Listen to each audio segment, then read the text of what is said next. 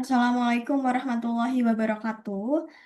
Izin memperkenalkan diri, nama saya Dewi Ratnaningsi dari kelas MJ 418, mata kuliah Perekonomian Indonesia. Pada hari ini, saya akan mempresentasikan hasil UTS saya dengan judul Indonesia and Middle Income Trap. Nah, sebelum kita menuju ke materi, kita harus tahu dulu nih, apa sih middle income trap? Middle income trap sendiri merupakan keadaan suatu negara yang berhasil mencapai negara dengan tingkat pendapatan menengah, namun sulit keluar dari tingkat pendapatan menengah tersebut atau sulit untuk mencapai negara dengan perekonomian yang maju. MIT sendiri juga didefinisikan sebagai suatu sistem ekonomi yang walaupun mampu mengadopsi teknologi asing untuk produktivitas tenaga kerja yang lebih baik dan gaji yang relatif lebih tinggi, namun tidak mampu menciptakan inovasi sendiri. Selain itu, MIT juga merupakan tidak memadainya pengembangan kemampuan inovasi domestik yang merupakan jantung dari MIT. Nah, apa sih penyebab terjadinya MIT? Penyebab terjadinya MIT yang pertama adalah melambatnya pertumbuhan sektor industri atau manufaktur. Nah, eh, suatu negara terjebak menjadi MIT karena negara tersebut masih bergantung pada cara tradisional untuk menjalankan industri atau manufakturnya. Yang kedua, karena adanya ketidakseimbangan birokrasi, baik birokrasi di dalam negeri maupun di luar negeri. Lamanya suatu proses birokrasi, adanya ketidaktransparan dalam birokrasi, dan kurangnya akuntabilitas dalam birokrasi menyebabkan negara tersebut terjebak dalam MIT. Yang ketiga adalah kualitas SDM yang masih rendah atau kualitas SDM yang tidak berpendidikan tinggi, yang tidak mampu berinovasi sendiri, atau yang bergantung dengan adanya pembukaan lapangan kerja yang dilakukan oleh pihak swasta maupun oleh negara. Yang keempat, adanya infrastruktur yang tidak merata. Seperti yang kita ketahui bersama, di Indonesia sendiri, infrastruktur masih tidak merata antara kota terpencil dengan kota besar. Itu jauh berbeda. Dan yang terakhir, adanya kebijakan transformasi ekonomi yang kurang tepat. Selanjutnya, apa sih yang perlu dilakukan oleh Indonesia agar tidak terjebak dalam MIT? Pertama, yaitu melalui kebijakan fiskal. Dalam kebijakan fiskal ini, yang pertama harus dilakukan adalah mengelola belanja negara yang lebih berkualitas. Apa yang dimaksud dengan pengelolaan belanja yang lebih berkualitas?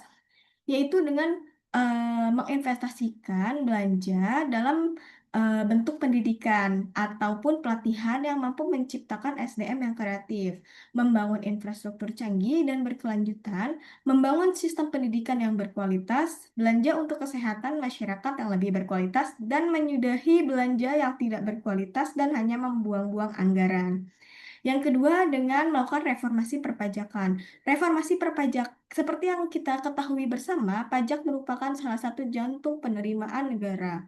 Nah, reformasi perpajakan sendiri berguna untuk meningkatkan kepatuhan pajak, memperluas basis pajak, dan mengurangi kebocoran penerimaan negara. Yang ketiga, dengan mendorong hilirisasi industri, yaitu mendorong ekspor, terutama produk manufaktur dengan barang yang berbasis inovasi dan juga teknologi.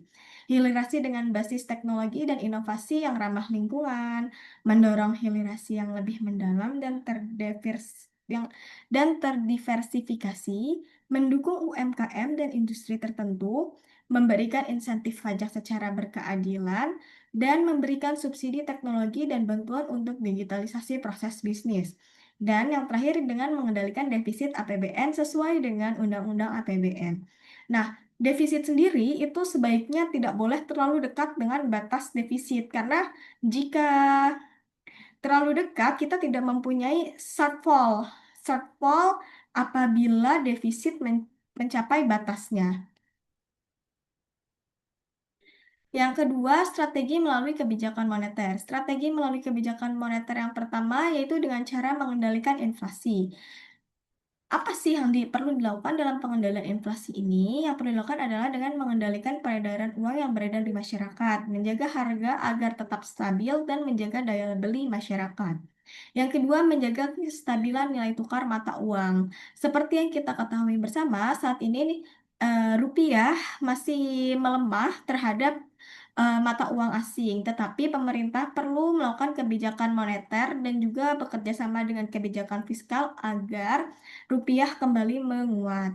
Dan yang ketiga, meningkatkan kredit ketat dan memperluas kredit yang produktif. Pemberian kredit ketat dilakukan untuk mengawasi jumlah uang yang beredar dan memperluas basis kredit yang produktif. Kebijakan yang terakhir yaitu dengan kebijakan utang luar negeri. Menggunakan utang untuk investasi. Seperti yang tadi disebutkan dalam kebijakan fiskal, utang yang digunakan untuk menambah penerimaan negara melalui pembiayaan harus dibelanjakan kembali untuk investasi yang dapat meningkatkan produktivitas sehingga mendorong laju perekonomian Indonesia. Yang kedua, menjaga rasio hutang. Hutang memiliki sisi positif dan negatif pada negara. Sisi positif hutang dapat membantu APBN atau menambal defisit APBN sehingga defisit tetap terjaga.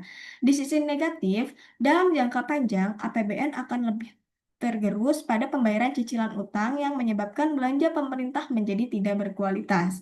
Dan yang terakhir, mengurangi ketergantungan terhadap hutang valuta asing.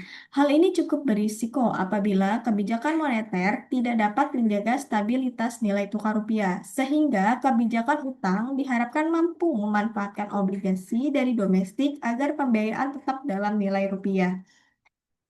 Sekian presentasi saya pada hari ini. Semoga apa yang saya sampaikan dapat menjadi eh, pengetahuan baru bagi teman-teman semuanya. Terima kasih. Wassalamualaikum warahmatullahi wabarakatuh.